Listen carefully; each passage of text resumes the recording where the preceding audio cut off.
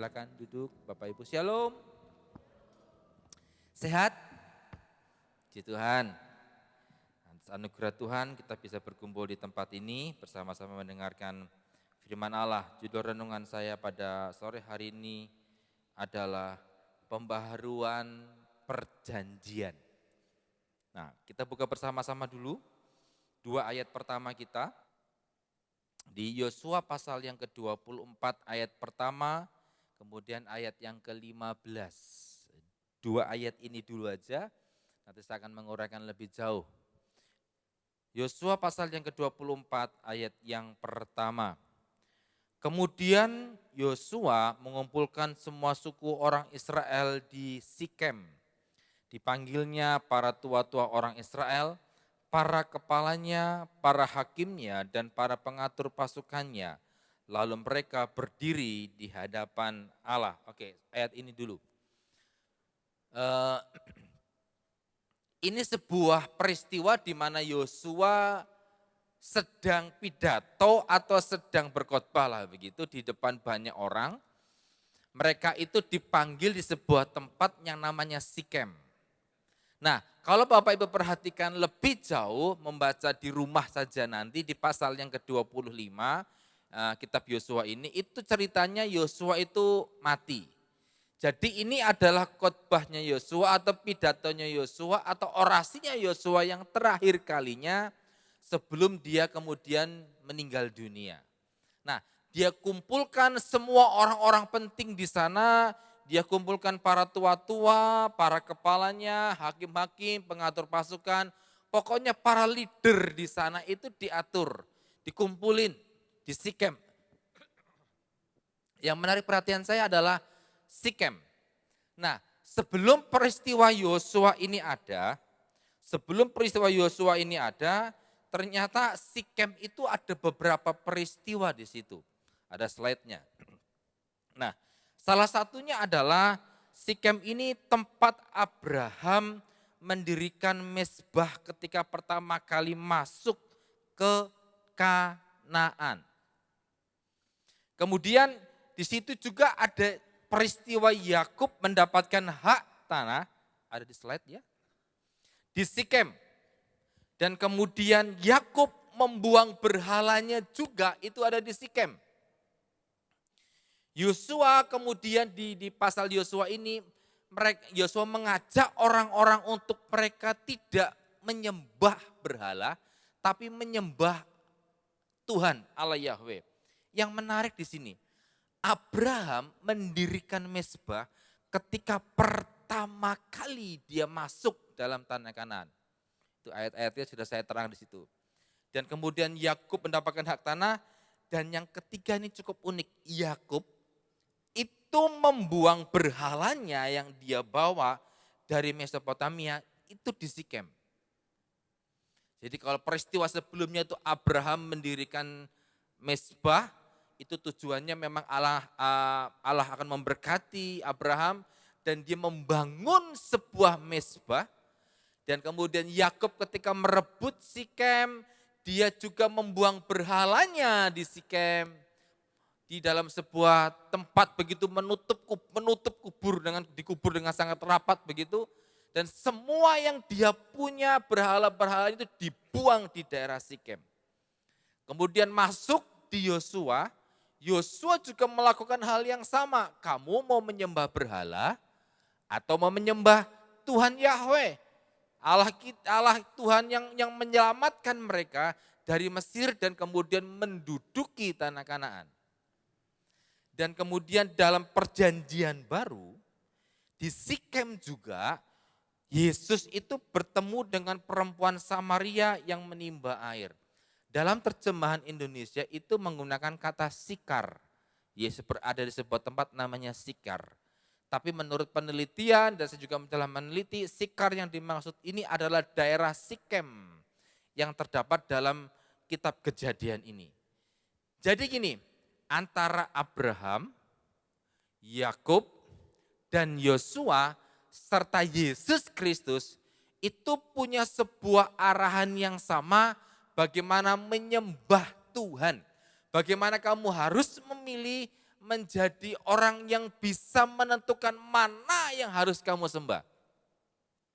Ini latar belakang secara teologis dulu saya sampaikan kepada saudara. Dan sama, baik itu Abraham, baik itu Yakub, baik itu Yosua dan Yesus Kristus, itu ketika mereka sedang mengubah atau memberikan sebuah pilihan, mereka sedang mengadakan yang namanya pembaharuan perjanjian. Jadi ketika Yakub itu membuang berhalanya, dia sedang mengulang perjanjiannya dengan Tuhan. Jadi ketika Abraham mendirikan mezbah, dia sedang membangun perjanjian dengan Tuhan. Dan ketika Yosua bilang kepada orang Israel, kamu harus memilih Allah orang Amori atau Allah Yahweh. Itu dia sedang membangun perjanjian. Makanya perhatikan ayat yang ke-15 dari kitab Yosua yang tadi. Yosua pasal yang ke-24 ayat yang ke-15. Tetapi jika kamu anggap tidak baik untuk beribadah kepada Tuhan, pilihlah pada hari ini kepada siapa kamu akan beribadah. Allah yang kepadanya nenek moyangmu beribadah di seberang sungai Efrat, atau Allah orang Amori yang negerinya kamu diami ini. Coba kalimat terakhir Bapak Ibu, mari kita baca bersama-sama. 2, 3. Tetapi aku dan seisi rumahku, kami akan beribadah kepada Tuhan. Nah, Yosua bilang, kamu pilih beribadah kepada siapa, tapi aku dan seisi rumahku akan beribadah kepada Tuhan. Ayat ini dicuplik oleh khotbah Ibu Gembala dalam minggu yang pertama, bahwa ketika Yosua berkata, terserah kamu nih mau milih mana, tapi aku akan memilih Tuhan. Baik Abraham, baik Yakub yang melemparkan atau membuang berhalanya, baik Yosua, dia sedang membaharui komitmen, memperbaharui perjanjian, dan untuk memperbaharui perjanjian itu diperlukan yang namanya komitmen. Saya ulangi, untuk memperbaharui perjanjian itu perlu yang namanya komitmen. Tidak mungkin seseorang bisa berjanji kalau dia tidak memiliki sebuah komitmen di dalamnya. Ada di slide, bisa perhatikan multimedia ya, lebih detail. Nah, kalau saudara tahu dan mengerti hal ini, bahwa ternyata tidak sembarangan orang yang mengaku perjanjian. Di Injil, di kitab Yosua, pasal terakhir, pasal 24 dan 25, itu menceritakan Yosua kemudian juga mengikat perjanjian dengan orang Israel. Mengikat perjanjian dengan orang Israel. Apakah sebelumnya orang Israel itu tidak percaya Tuhan? Percaya. Apakah sebelumnya orang Israel itu tidak tahu siapa Tuhan Yahweh-nya? Tahu. Tapi kenapa di akhir hidupnya Yosua seperti mengajak mereka, aku berkata kepadamu, aku akan menyembah, seumur hidup aku menyembah Tuhan. Tapi kamu terserah. Kemudian bangsa itu berkata, kami akan menyembah Tuhan.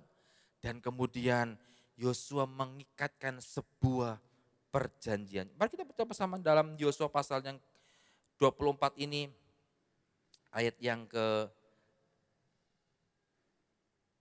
25 dan 26. Pada hari itu juga Yosua mengikat perjanjian dengan bangsa itu dan membuat ketetapan dan peraturan bagi mereka di Sikem. Yosua menuliskan semuanya itu dalam kitab hukum Allah. Lalu ia mengambil batu yang besar dan mendirikannya di sana, di bawah pohon besar di tempat kudus Tuhan. Oke. Itu yang dilakukan oleh Yosua. Nah, sekarang penerapannya begini.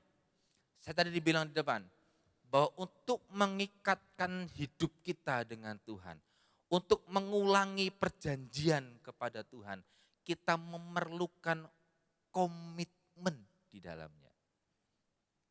Saya tanya kepada saudara, siapakah di sini yang dari sejak pertama kali kehidupan kekristenan sampai dengan hari ini, saudara tidak pernah berada dalam titik di mana kondisi rohaninya mungkin agak sedikit drop. Pokoknya on fire terus, kalau ada di antara seperti itu luar biasa. Tapi kenyataan kebanyakan orang Kristen itu ketika mengikuti Tuhan 1 tahun, 2 tahun, 10 tahun, bahkan mungkin 15 dan 25 tahun. Begitu mengikuti Tuhan ada banyak pergumulan, ada banyak permasalahan. Komitmen kita itu mulai luntur. Komitmen kita itu mulai kendor. Nah, maka dari itu mari kita menjadi orang-orang yang bisa mengikat perjanjian kembali dengan Tuhan. Merefresh. Iya ya. Aku dadi wong Kristen wis sakmene suwine. Aku nek nang gereja ki ra nek rasane blas sih. Enggak ada sentuhan-sentuhan rohani.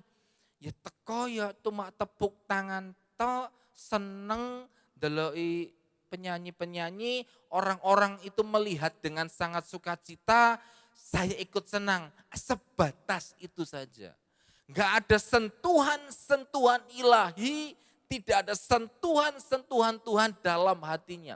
Kita mulai luntur komitmen kita kepada Allah. Belajar dari apa yang terjadi di Sikem dan belajar dari apa yang Yosua lakukan. Bagaimana caranya agar hidup kita tetap memiliki komitmen. Yang pertama adalah menanggalkan berhala. Berhala adalah segala sesuatu yang memiliki ruang yang melebihi Tuhan. Apa itu? Pak, aku enggak kedukun sekarang Pak. Saya enggak punya gaman, saya enggak punya pegangan, saya enggak punya keris, saya enggak punya tombak, saya enggak punya sesuatu yang saya pegang secara fisik Pak. Saya enggak ada berhalanya, oke. Puji syukur kalau saudara tidak memiliki benda-benda tertentu yang dianggap sebagai menolong saudara atau membuat saudara menjadi orang yang sakti. Sudah saya serahkan Pak, ya. Beberapa bulan yang lalu kita masuk dalam new season, kami dari staf di gereja ini berulang kali menerima barang-barang keramat yang kemudian kita bakar bersama-sama. Itu puji Tuhan, ada. Tapi kadang ada sesuatu hal yang saya sebut sebagai berhala itu bukan berbentuk fisik. Itu bisa menjadi ego saudara, bisa harta saudara, bisa kesenangan saudara. Atau hal-hal yang lainnya. Intinya hal itu memiliki ruang lebih besar dibandingkan Tuhan. Nah, ketika Yakub membangun komitmen dengan Tuhan, aku mau berjalan dengan Tuhan. Dia membangun komitmennya, dia membuang berhalanya di Sikem. Ketika Yosua mau mati, dia bilang kepada bangsa Israel, kamu pilih, kamu mau menyembah berhala atau menyembah Tuhan. Seakan-akan Yosua bilang begini, aku kasih tahu ke kamu ya, Tuhan kita tuh tidak bisa disamakan oleh Allah orang Amori. Gak bisa, Tuhan kita tuh besar. Dia yang menyelamatkan kita, memimpin kita dari Mesir sampai penaklukan Kanaan. Kalau kamu menyembah berhala, itu urusanmu. Aku mau menyembah Tuhan. Semua berhala dalam hidup kita atau sesuatu yang memiliki porsi ruangan hidup kita lebih besar dibandingkan Tuhan, itu berhala. Dalam Matius pasal 6 ayat 21, di mana hartamu berada, di situ hatimu berada. Nah, harta ini bukan cuma sekedar bicara masalah uang, tapi apa? Sesuatu yang sangat-sangat dipegang erat. Jadi ketika saudara mengetahui hal ini, saudara harus tahu bahwa berhalamu apa? Loh, apakah saya nggak punya berhala? Saya pernah punya berhala. Berhala saya apa? Bapak Ibu, aku ki seneng banget dan tenanan seneng banget namanya tenis lapangan. Walah, karena ini berhubungan dengan dulu iring-iring ini kan dulu pernah jadi petenis profesional tapi waktu masih umur 12 sampai dengan 17 tahun begitulah ya.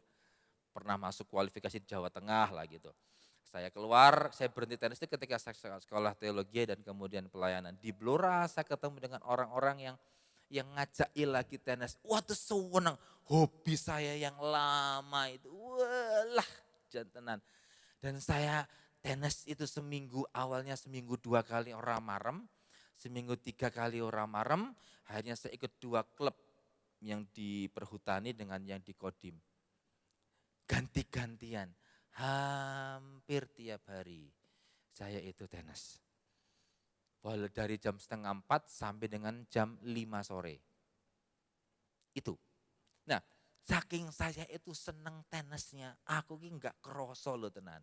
Saya tuh enggak tahu dan di luar kesadaran saya. Ternyata tenis ini membuat berhala bagi saya. Nek ora tenis ki rasane gelisah. Nek ora tenis ki rasane ora penak. Nek ora tenis ki rasane itu saya tuh pernah itu. Sampai suatu ketika waktu saya tenis, lagi mukul tiba-tiba kaki saya tergelincir. Ini kaki kan kletak gini bengkok, bukan bengkok. Engkelnya terplecok gitu loh. Wah saya langsung terlentang di lapangan, saya diangkat sama teman-teman dari bapak-bapak. Piye mas, tulungi kulo pak. Saya ditaruh di pinggir, itu saya hampir pingsan karena sakit banget, itu dipegang aja sakit.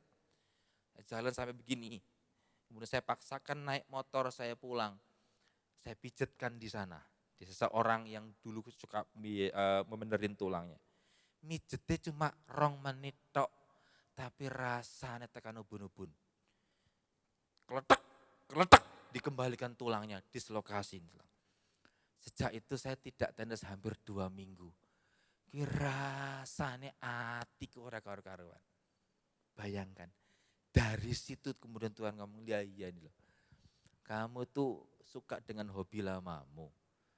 Sampai kamu itu menjadikan tenisnya itu kayak berhala. Nek tidak melakukannya, hatimu gelisah, hatimu enggak tenang. Sampai segitunya loh, saya bertobat. Saya bersyukur saya terpelecok. Apa sekarang masih tidak saya masih tenis sampai sekarang, mari kok. Masih tenis, tapi motivasinya sudah berbeda. Saya enggak tahu saudara. Ada yang mungkin berhalanya itu duit. Yang penting di dunia ini cuma uang. Segala sesuatu bisa diatur dengan uang. Ketika belum rame usahanya, berdoa mencari Tuhan ke gereja, rajin ibadah. Tapi ketika diberkati lupa kepada Allah. Kita mulai menempatkan Tuhan di sisi sebelah pojok. Sedangkan saya berorientasi kepada sesuatu pekerjaan dan uang. Itu berhala. Ada juga mungkin harga diri atau ketampanan, kecantikan secara fisik. Sehingga kita menjadi orang-orang yang memberhalakannya. Ada juga mungkin yang anak-anak muda terlalu fokus dengan gamenya. Apakah enggak boleh main game? Boleh. Tapi ketika segala sesuatu itu kemudian menempati ruang yang seluruhnya hidup kita. Wow, hati-hati. Kita harus menjadi orang-orang yang bisa diajak berkomitmen dengan Tuhan. Buang berhala saudara. Belajar melepaskan segala sesuatu. Tuhan kalau ini tidak sesuai dengan kehendak-Mu, beranikan saya Tuhan untuk melepaskan semuanya. Dan aku memilih mengikut Yesus saja. Sekalipun untuk mengikutnya membuang segala yang menjadi kesenangan saudara. membuang sesuatu yang sangat-sangat berharga. Karena harga dari sebuah komitmen adalah penanggalan hak kita. Melepaskan semua hak kita. Tidak mudah, tapi itulah yang terjadi. Bagaimana kita menjadi orang-orang yang berkomitmen. Amin Bapak Ibu.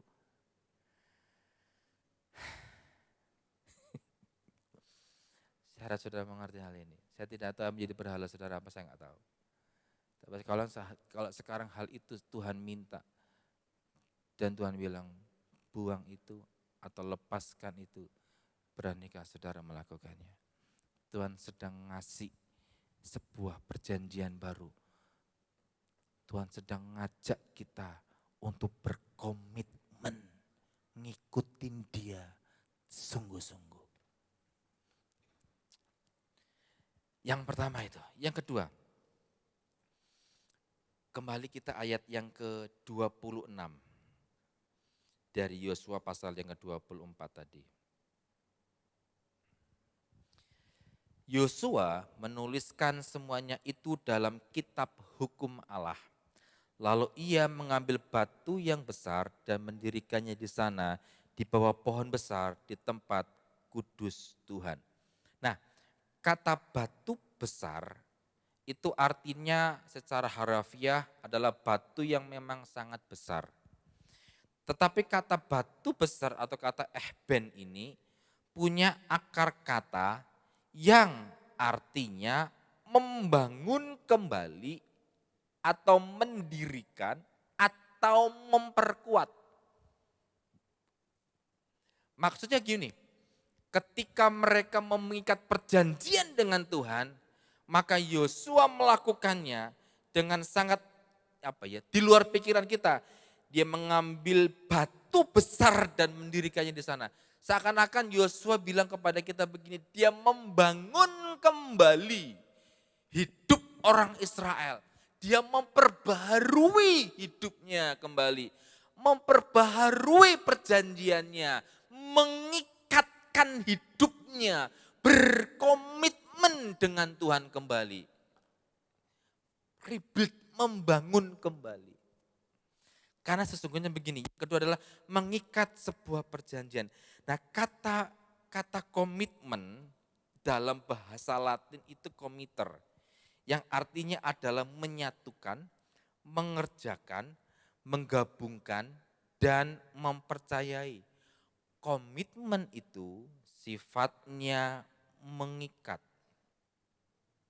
Ada di slide.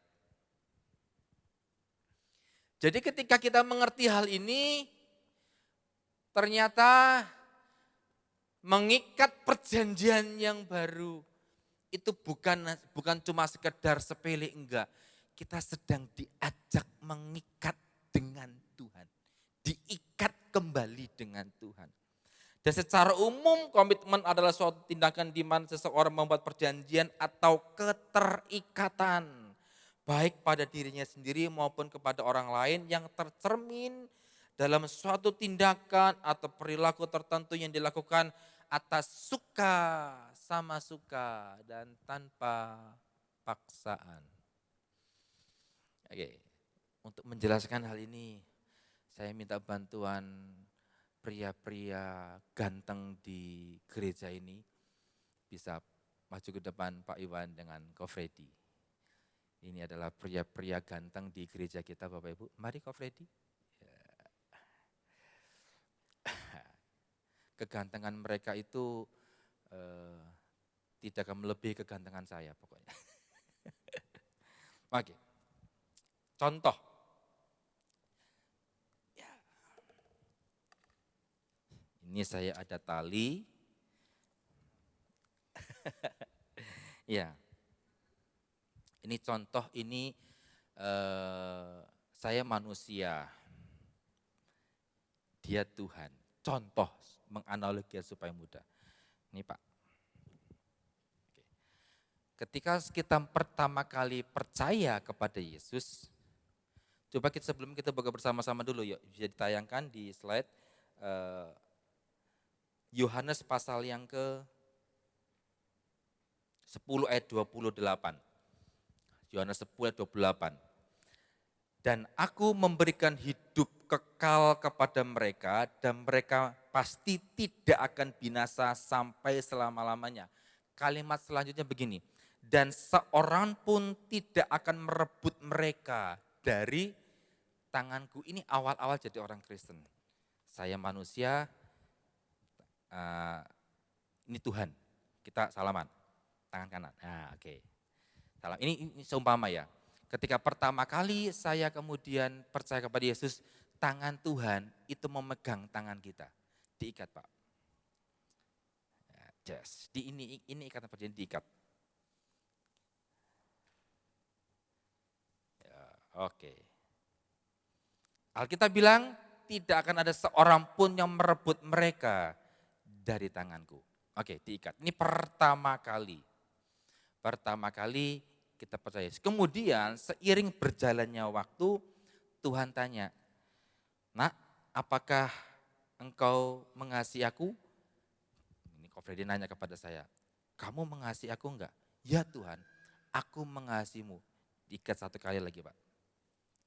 Diikat lagi, yes. Oke. Apakah kamu mau menuruti keinginanku? Ya Tuhan, aku menuruti. Ikat lagi, Pak. Satu putaran. Iya, semakin banyak ikatan. Apakah kamu mau melayani aku? Ya, aku mau melayani. Diikat lagi, Pak. Yes. Apakah kamu mau setia rajin ke gereja, memberi persembahan perpuluhan? Aku mau. Ikat lagi. Oke, sejatinya ikatan-ikatan ini itu mendekatkan diri kita, membuat kita terpaut kepada Allah. Sejatinya begitu kan? Seharusnya begitu.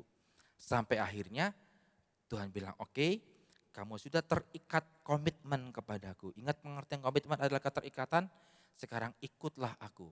Ajak saya jalan kemana aja kok. Yes. Terserah kemana aja. Oke, wah, ada masalah tetap ngikut Tuhan kemana terserah. Aku melo aja pokoknya. Nah, balik kok, balik. Ayo ke sini lagi. Nah, karena kita sebetulnya Tuhan gak pernah tinggalkan kita, sama sekali tidak pernah tinggalkan kita. Itu tadi Alkitab Yohanes bilang. Tapi karena satu, kecewa. Tolong Pak. Karena ternyata orang itu kayak gini, kecewa kepada Tuhan. Terpotong ikatan yang pertama. Potong lagi. Masih ada ikatan. Oh marah, ternyata Pak Iwan tuh orangnya gak seperti aku harapkan. Mutung, gak ke gereja. Potong lagi Pak, ikatan satu. Ya, apalagi, wah gereja ini gak sempurna. Gak sepertinya aku mau, atau mungkin orang-orangnya sombong, kecewa kepada gereja, kecewa kepada Tuhan, kecewa kepada orang tua, kecewa kepada rekan kerja. Kekecewaan memotong komitmen. Kemudian aku dendam sama dia. Aku sakit hati terhadap perlakuannya. Sakit hati itu kemudian melemahkan kita kepada Tuhan. Dipotong lagi Pak. Terakhir. Sampai akhirnya kita melepaskan diri. Saya pergi sebagai orang manusia, Tuhan tetap di sana. Sebetulnya Tuhan tidak mau melepaskan kita. Tuhan ingin kita berkomitmen sungguh-sungguh, diikat. Tapi karena kecewa, karena marah, karena iri dan lain sebagainya, kita kemudian kehilangan komitmen itu dan meninggalkan Tuhan sedikit demi sedikit. Terima kasih Bapak-Bapak, tepuk tangan buat mereka Bapak Ibu. Begini, sejatinya ketika saudara mengikut Tuhan, diajak komitmen dengan Allah, Tuhan itu senang banget. Diajak melayani, diajak ke gereja, diajak apapun. Saudara, iya aku rajin. Itu hati Tuhan itu senang banget. Wah, anakku ini setia ya, anakku berkomitmen tenanan ngikuti aku ya. Tapi karena kekecewaan, karena tidak puas kepada orang lain, kepada mertua, sakit hati kepada rekan kerja, kemudian lain sebagainya, timbul kekecewaan, timbul amarah, timbul dendam, timbul yang lain-lainnya. Itu seperti sedang memotong komitmen awal kita. Sedikit demi sedikit, sedikit demi sedikit sampai akhirnya kita kehilangan komitmen. Jangan sampai seperti itu Bapak Ibu. Jangan sampai. Ada kalanya juga kita merasa hidup kita berkomitmen kepada Tuhan. Kita merasa hidup kita terikat kepada Allah. Tetapi kita tidak mau melakukan seperti yang Tuhan mau. Kita berkata, aku hidup semauku sendiri. Karepku yang ini terserah aku. Rausah cawe-cawe, ndak usah campur tangan hidupku. Aku pengennya gini ya gini. Padahal mungkin kehendak Tuhan tidak seperti itu. Tapi kalau ditanya, kamu komitmen enggak? Iya, aku komitmen. Nah, mari perhatikan hal ini Bapak Ibu. Kita harus sadar dan harus tahu bahwa untuk membangun sebuah perjanjian yang baru diperlukan komitmen. Mungkin berhalanya adalah sakit hati saudara. Mungkin loh. Mungkin berhalanya adalah dendam saudara. Kalau itu semuanya masih dimiliki, saudara tidak bisa mengikatkan sebuah komitmen dengan Allah. Buang semuanya, perbaharui komitmen. Nanti setelah firman Tuhan kita akan baca deklarasi yang hari ulang tahun gereja sempat dibacakan, kita bacakan ulang. Tapi kali ini kita bacakannya dengan sungguh-sungguh. Maknai setiap kalimat yang ada pada waktu ketika saudara membacanya. Karena kita sedang mengikat perjanjian ulang. Kita sedang memperbaharui perjanjian kita dengan Tuhan. Amin. Yang terakhir, bagaimana caranya untuk supaya kita berkomitmen kepada Tuhan. Sederhana, yang ketiga adalah tergabunglah dalam sebuah komunitas. Berkomitmenlah dalam gereja lokal. Karena di gereja ini tempat kita bertumbuh bersama dan menjadi dewasa. Kenapa saya bilang ini? Begini, di dalam gereja itu kan berisi orang-orang yang tidak sempurna. Enggak ada kan gereja yang sempurna. Tidak ada orang gereja yang 100% itu kudus. Gereja itu berisi orang-orang yang sedang bertumbuh. Sedang bertumbuh, bukan berisi malaikat-malaikat yang sempurna, enggak. Nah, proses pertumbuhan di dalam gereja setiap orang itu berbeda-beda. Tetapi ketika mereka terkumpul dalam sebuah tempat yang sama, mereka diisi dengan taburan yang sama, dengan nada yang sama, dengan cara yang sama, maka pertumbuhannya pun akan sama. Sekalipun mungkin ada yang cepat, ada yang santai, ada yang mungkin agak sedikit lambat. At least bertumbuh karena berada di satu tempat yang sama. Dan gereja Betani Blora adalah sebuah tempat untuk kita berkomitmen bersama-sama dengan Tuhan dan dengan sesama. Itulah sebabnya saya menganjurkan kepada saudara, tergabunglah dalam sebuah kelompok kecil yang namanya FA. Supaya apa? Di dalam FA bisa saling menguatkan. Kan kalau ibadah ini saudara nggak bisa curhat dong. Karena kan monolog. Tapi kalau dalam FA kan bisa dialog, apa yang perlu bisa didoakan. Kenapa hari ini kamu enggak, mukanya kok enggak seperti biasanya ya? Ada apakah? Mulai curhat di FA, itu fungsinya.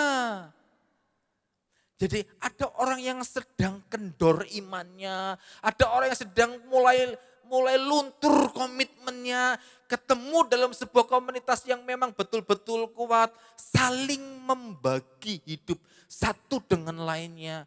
Yang tadinya hilang semangatnya, yang tadi kehilangan komitmen karena didoakan, karena diperhatikan oleh orang-orang yang lain, dia semangat kembali, dia kuat kembali. Saya contohkan begini.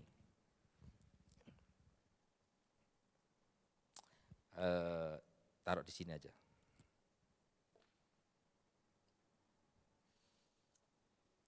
Hidup kita seperti ini, korek api. Banyak sekali api. Wah, semangat melayani Tuhan, tenanan, betul-betul melayani Tuhan tenanan. Kita berapi-api, pokoknya hati kita tuh panas. Kita melayani dengan segenap hati, kita terlibat dalam berbagai macam hal. Tapi dalam perjalanannya waktu, kadang-kadang kita menghadapi orang-orang tertentu yang tidak seperti kita mau. Kita marah.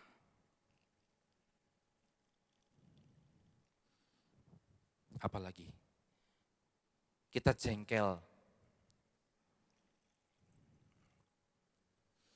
Kita khawatir, Tuhan aku punya kebutuhan.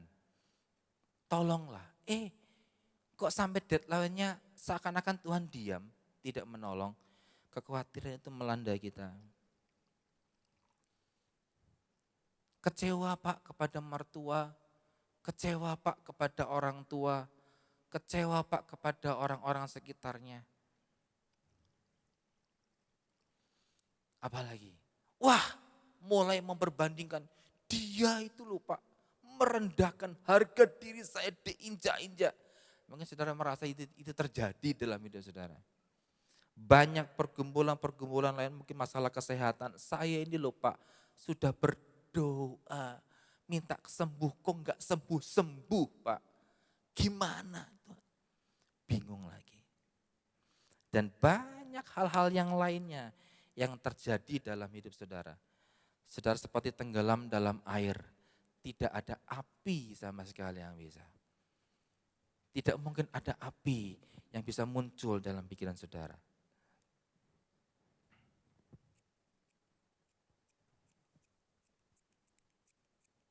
Nggak akan bisa. Terlalu berat Pak, sampai saudara nggak punya api, nggak punya komitmen kepada Tuhan sama sekali. Nah, sebagai tubuh Kristus yang tergabung dalam gereja, saudara yang mungkin punya api, melihat saudara yang lain tidak punya api, melihat saudaramu yang kehilangan komitmen, saudara bisa menolong mereka.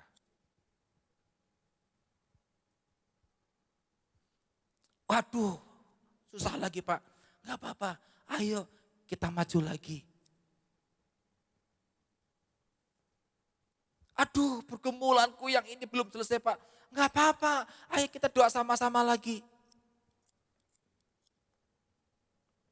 Sampai pada waktunya nanti, orang ini yang tadinya kita tolong mempunyai api, dia akan memiliki apinya sendiri, semangatnya sendiri, komitmennya sendiri.